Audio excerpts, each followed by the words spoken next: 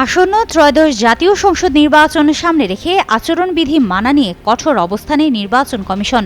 এমন প্রেক্ষাপটে জাতীয় নাগরিক পার্টি এনসিপির শীর্ষ দুই নেতাকে দেওয়া শোকজ নোটিশ ঘিরে নতুন করে শুরু হয়েছে আলোচনা। তবে অভিযোগ অস্বীকার করে ইতোমধ্যে নির্বাচন কমিশনে লিখিত জবাব দিয়েছে এনসিপি।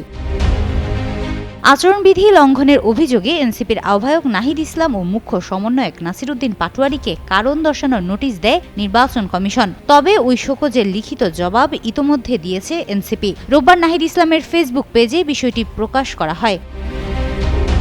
এনসিপি নির্বাচনী মিডিয়া উপকমিটির প্রধান মাহবুব আলমের পক্ষে দেওয়া পোস্টে বলা হয়, দেশ সংস্কারের গণভোট হ্যাঁ এর পক্ষে থাকুন এমন ব্যানার কোনোভাবেই শাপলাকুলি মার্কায় ভোট চাওয়ার প্রচারণা নয়, বরং এটি গণভোটের পক্ষে একটি মতামত প্রকাশ মাত্র।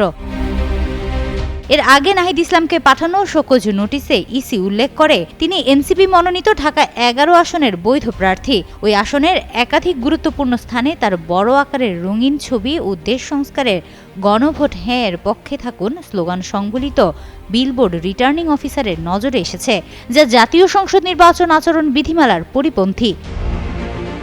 নোটিশে বলা হয়, আচরণ বিধিমালা ২০২৫-এর বিধি ১৮ অনুযায়ী ভোটের ৩ সপ্তাহ আগে কোনো নির্বাচনী প্রচার করা যাবে না। সে কারণে ১৯ জানুয়ারি সকাল ৯:৩০টার মধ্যে সব বিলবোর্ড অপসারণ এবং সকাল ১১টার মধ্যে লিখিত জবাব দিতে নির্দেশ দেয় ইসি।